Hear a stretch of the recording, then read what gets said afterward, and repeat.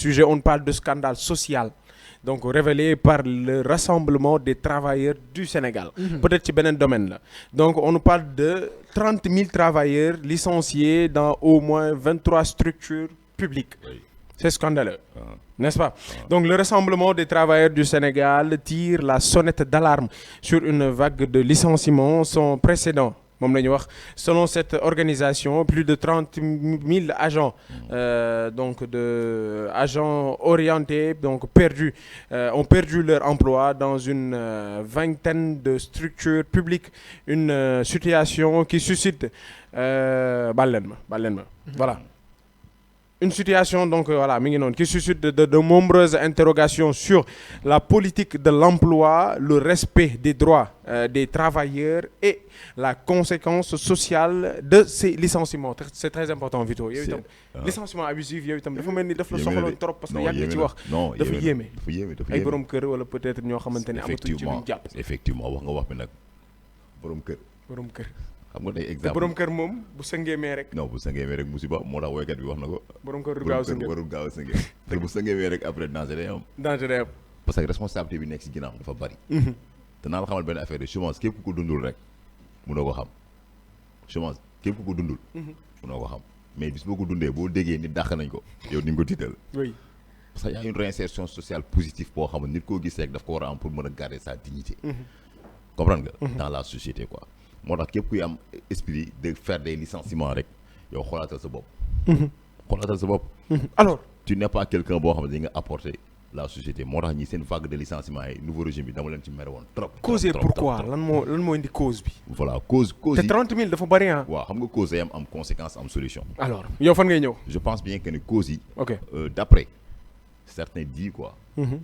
xam nga tey entreprise boo dem wala société boo dem day am des personnels dafay une demande de personnel quoi mais d'après les dits du nouveau régime mën nañu wax ni gars yi dañ doon def loo xamante ni maanaam foo xam 10 personnes moo fa la nekk ñu def ak 15 personnes wala di créer ay salaires fictifs comprendre nga ñu ñëw nag aussi doon def un redressement xam nga vraiment entreprise publique yu bari gars yi wàññi fa ay personnels yu dul jeex mais dafa impacté woon bu baax a baax dans la société raison pour laquelle gars yi créé ce qu'on appelle rassemblement des travailleurs du Sénégal bi nga xam ne un certain Boubacar Fall moom moo ko jiite.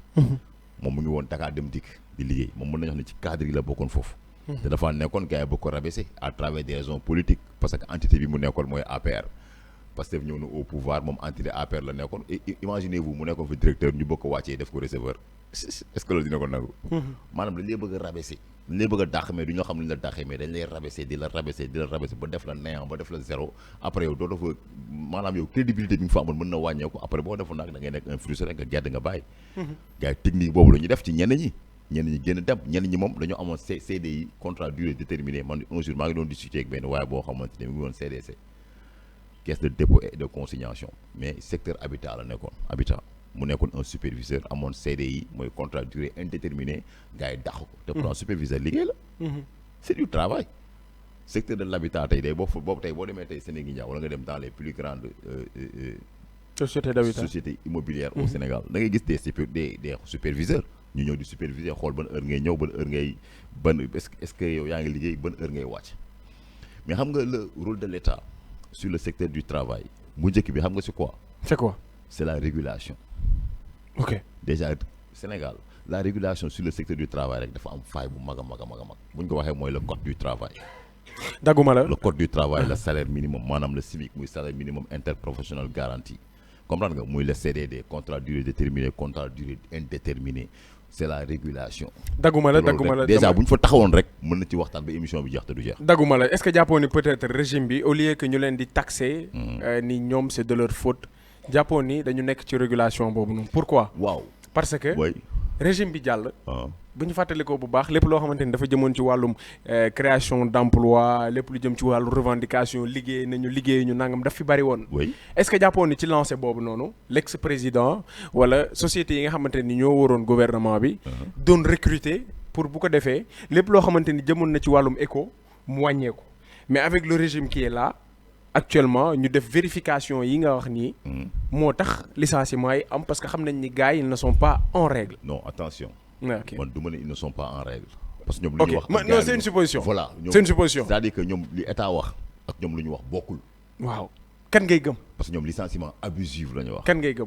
abusif bon kan la ñuy gëm loolu justice mooy tranché. xam nga ndax parce que récemment rek y avait des procès yu amoon au tribunal de Dakar. des gens yi nga xam licenciés aux fonctions publiques mais mën nañu wax ni c'est en faveur procès yi c'est en faveur des licenciés. oui des travailleurs. des travailleurs ba pare ñooñu dañ leen di insérer waat. oui insertion boobu dinañ ci ñëwaat. imaginez-vous que 30 000 personnes ñu dàq leen bon ne me dis pas que ni ñëpp ñoom ñoo bokk même fautif quoi aussi. waaw olof nee na fukki nit di ñu narandoo quoi waaw. comprendre nga.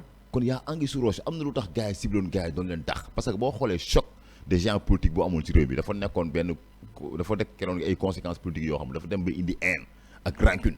da ngay bokk tey APR kii bokk Pastef sax dégg nañ fi benn ministre lu mu waxoon man sama ministère képp ku bokkul Pastef doo fa bokk dégg nañ benn ministre wax ko fi.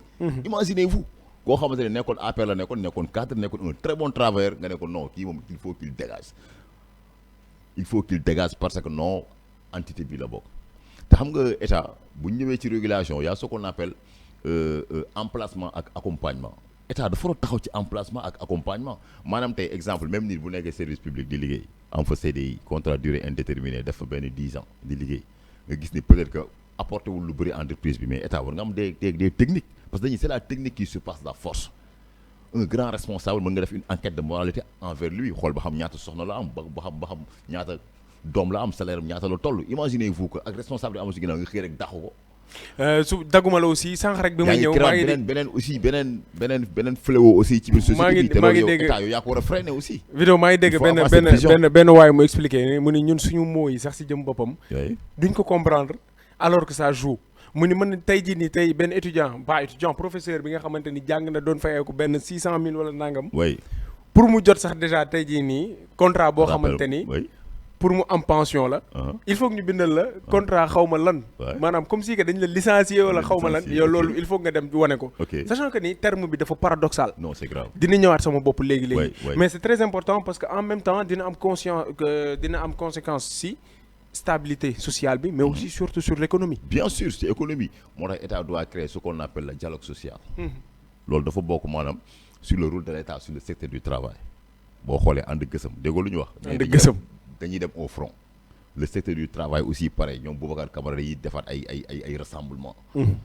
comprends nga il faut que état def dialogue bu ñu waxee dialogue mooy l'ensemble des syndicats et le patronat ñu toogaat autour du table man j'ai entendu Mame Matar Gueye mu ne dinañ ci def ay démarches parce que ay nit dañoo déplacé wu ñëw ba Jamra seesi leen ne leen ñun dañoo dàq de manière abusive te amuñ suñu baat yeggul ci kaw dañu bëgg ngeen porter voix bi xeex bi boo xoolee port autonome de Dakar Mame Matar dem na fa ba am na ay gars ñu inséré waat boo demee Sénélec am na ñoo xamante ne dañ leen inséré woon dañ leen dàqoon mais dañ leen dugalaat kon dàq bi c'était quoi cause bi. loolu mooy question bi quoi. c'est une question defee ok xam nga parce que je pense bien que ni chômage moom gain xam nga boo xoolee les Sénégalais perdent 16 heures de temps par jour avant Macky Sall di quitter au pouvoir. y avait un rapport boo xamante ANSD dañ ko génne woon ñu ne les Sénégalais perdent 16 heures de temps par jour imaginez-vous kon ça montre que ni. c'est trop toute la journée. 8 heures de temps rek la Sénégal di liggéey. te loolu nelaw la boo demee dëkk yi gën a avancé ci àdduna bi 24 heures sur 24 dañuy liggéey parce que 8 heures de temps ni ñu ko liggéey yow mën nga liggéey 8 heures ba 16 heures nga wàcc keneen ñëw monter 16 heures ba 22 heures 23 heures wàcc keneen ñëw 23 heures ba 6 heures di wàcc ba 6 heures du matin mu wàcc réew noonu la war a fonctionner. fii on a tendance su 16 heures jotee dañuy wàcc. voilà on doit pas avoir le temps. 9 heures 16 heures. voilà les gens dañu war a nekk ci ay occupations mais pas di dàq nit ñi de manière abusive ñuy toogaa seen kër nekk des chômeurs loolu c'est pas bon. c'est pas bon mauvais signe envers ce nouveau régime quoi. mauvais signe boobu noonu ci laay taxaw. Bassane mauvais signe. ñi ngi jëm ci campagne ñi ngi jëm ci leneen ak leneen tey jii nii licenciement yooyu noonu am na lu mu war a jur. ci ñaari camp yëpp muy bu Diomaye muy bu Sonko. mais et puis à qui la faute tey jii nii. à qui la faute mooy. ci ñaari leader yooyu moo tax may wax. parce que ñoo ŋànk nguur gi. ñooñu defoon promotion Sonko y Diomaye Sonko. du ma rester seulement ci ces deux leaders là. mais damay dem au delà de ces deux leaders là. ayca mooy damay dem au delà de ce régime ci boppam. ndax recrutement abusif bu amee forcément licenciement abusif dafay am. mooy est-ce que nekkul mooy li ma doon wax léegi recrutement bi amoon. loolu maanaam dafa am deux choses. yu ko ŋànk. si sama analyse personnelle mooy d'abord dafa am recrutement abusif bu amoon laata régime actuel bi di ñëw donc régime bi bu mu ñëwee moom tamit dafa ne première des choses yu mu njëkk a def mooy dafay restructurer l'administration sénégalaise parce que nee na administration sénégalaise moo indi problème bu am biir Sénégal yëpp donc si restructuration boobu noonu moo waral ñu am licenciement abusif mais ci biir licenciement abusif boobu tamit dafa am lu ñu naan licenciement abusif mais politique. ça veut dire am na licenciement abusif yoo xamante ne c'est normal mais wala am na yenn licenciement yoo xamante ne c'est normal mais am na yeneen licenciement yoo xamante ne c'est basé uniquement sur l'aspect politique maanaam comme lu vidéo wax sànq kii bokkul ci Pastef am na compétence amul compétence dama koy dàq. à l'image tey dàqoon nañ fi de si je ne me trompe pas dama oublier le chiffre exact mais ay policiers. ñu ne non policiers yooyu noonu le recrutement abusif lañ leen defoon amuñu woon compétence. après bu ñu demee assemblée nationale def politique déclaration de politique générale dañoo ñëw ñu intégré waat encore policiers yooyu noonu. yaa ngi comprendre. donc tey mun naa ne am na licenciement yoo xamante ne c'est justifié et c'est avéré parce que ñooñu amuñu woon leen lu ñuy apporter administration wala structure bu ñu nekkoon mais aussi am na des licenciements yoo xamante ne ce sont des licenciements politiques kii bokkul ci parti bi dañ koy dàq. loolu indi nombre. bi nga xamante ne tey nombre bu extraordinaire la lu jëm ci wàllum licenciement yi donc sànq vidéo dafa wax cause conséquence solution conséquences yi lenn la mooy que ça a augmenté encore le taux de chômage du Sénégal ça a rabaissé bokk na ci lu gën a sooxal li nga xamante mooy l'économie du Sénégal donc loolu mooy conséquences yi quelles sont les solutions sànq da nga ne. réinsertion aussi. voilà sànq da nga ne suñu premier sujet dafa am rapport ak suñu deuxième sujet donc boo defee licenciement abusif yow ñi nga licencié xam nga ñan lañ donc jarul ngay def comment dirais-je nga am nombre exact bi wala nga am les personnes exactes yoo xamante licencié ngeen donc ñooñu ce sont des Sénégalais te l'État a le droit et le devoir de comment dirais-je d'employer tout Sénégalais bépp Sénégalais État am na droit. fexe ba yow nga am emploi fexe ba yow nga am formation donc les solutions lenn la ces personnes qui sont licenciées par manque de compétences il va falloir essayer de trouver ñu toog autour d'une table ñu xool comment faire pour chacun de ces personnes quels sont leurs centres d'intérêt ci lan lañ gën a focaliser wu ci lan lañ gën a aay bu fekkee am nañ les compétences nécessaires ci loolu ñu créer des structures yoo xamante ne ça va permettre d'employer ces gens-là bu fekkee amuñu compétence sur leur centre d'intérêt on essaie de faire des formations gratuites yoo xamante ne dañ leen koy jagleel pour ñu mun a am des compétences sur li nga xamante ne mooy leur domaine respectif bu ñu paree ñu créer des sociétés et des entités yoo xamante ne ça va permettre d'employer ces jeunes yi nga xamante ne wala ces personnes yoo xamante ne tey ñoom dañ leen dàqoon. loolu c'est la solution idéale. mais pas à ce que non kii bokkuloon ci suñu parti bokkuloon ci xeex projet bi dàq nañ ko suñu yoon nekkul ci moom non c'est un Sénégalais et tout bépp Sénégalais état dafa am ak yelleef ci yow mais dafa am devoir am ci yow. parce que loolu mooy tax ñu créer l'État a été créé pour non seulement assurer la sécurité des personnes et des biens. te bu ñu nee assurer la sécurité des personnes et des biens mais ko nit ku nekk boo amulee dañ la war a def ba da nga war a def bu asaka yow nga am liggéey ndax état moo la war a jël en charge c'est ça la solution beneen bi ci topp mooy que industrialisation agriculture l'élevage commerce comment dirais-je transport mooy secteur yu gën a dox biir Sénégal. boo xoolee Sénégal amul beneen secteur bu gën a dox secteur yooyu noonu mën a limal donc si secteur yooyu noonu la état mën a appuyer wu je l'ai dit te à chaque fois dama koy wax parce que mooy sama vision man secteur yooyu noonu état mënul dem sans ces secteurs là alors que tey secteur yëpp ñoo ngi en grève. te en plus même bu dul dara pays yi ngay gis ñu bëri ñu développé wu je pense que secteur yooyu ñoo leen jàppale parce que tey jii nii bu fekkente ne da ngay jël benn Chine économiquement dañoo dox lépp lu jëm ci wàllu commerce njaay jënd ak affaire yooyu noonu. l'industrialisation. nga dem Russie c'est la même chose parce que. l'agriculture. Parce que déjà bu ñu amoon problème ak ay Ukraine yooyu noonu ñun déjà yëg nañ ko. nga dem États-Unis même chose en fait nga dem France même chose. bañ na ko ba France seen entreprise yi dañ ñëw implanté ko fii. muy def affaire commerce donc ñun il faut que ci jëm boppam ñu. déjà commerce boobu bu ñu ko bëggee def faut ñu jàpp suñu matière première. pour essayer de transformer ça pour créer yeneen alternative. du dëgg. donc affaire loolu donc Da ngay je peux jeexal, dire waaw. je peux dire que sur le plan mondial sax ce sont ces secteurs là yu développé les comment dire les pays les plus développés. Donc pourquoi pas ñun tamit ñu appuyer aussi quel est le problème man la question que je me pose. C'est quoi mooy le problème? état ban problème la am. sachant que ni yow mu ndaw mii yaay gis loolu ñoom gisul. non c'est non mais dëgg la. non c'est da nga passé maanaam- nii mooy gis problème yi. Pourquoi des diplômés mënuñu fexe ba gis li nga xamante ni yow yaa ngi koy gis. c'est la question que je me Yéen pose ñii, tout le temps ah. non c'est la question des Mais fois looy doon des fois da su ngeen ma naan man toogee mu ndaw mii. su ma toogee di xalaat je me pose la question mais état yan problème la am pour employer wala pour relever waaw. agriculture industrie élevage commerce ak transport bi ban problème la état war a mën a am ba mënul sukkali secteur yooyu noonu. sachant que man mu ndaw mii maa problème de ngi koy gis. financement la ñu am. Waxal loolu. xam nga ban problème la ñu am. problème de financement.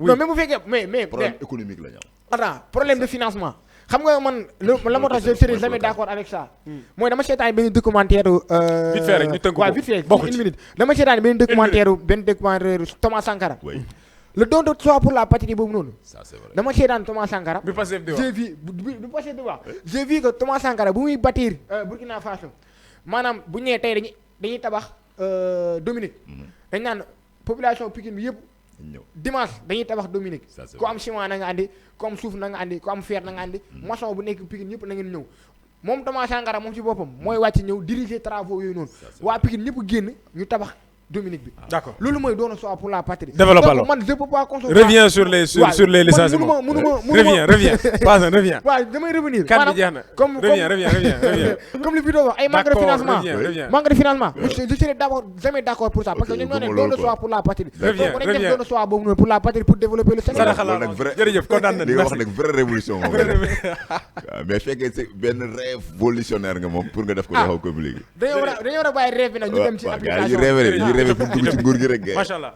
am na solo. C'est ça. am na solo des na beneen bi ñu war a Oui. bu ñu war a kii mais dañ préciser lu tax man mu ndaw mii may gis li gars yi di gis loolu foog nga boole ko ci mi ngi noonu dañuy jeex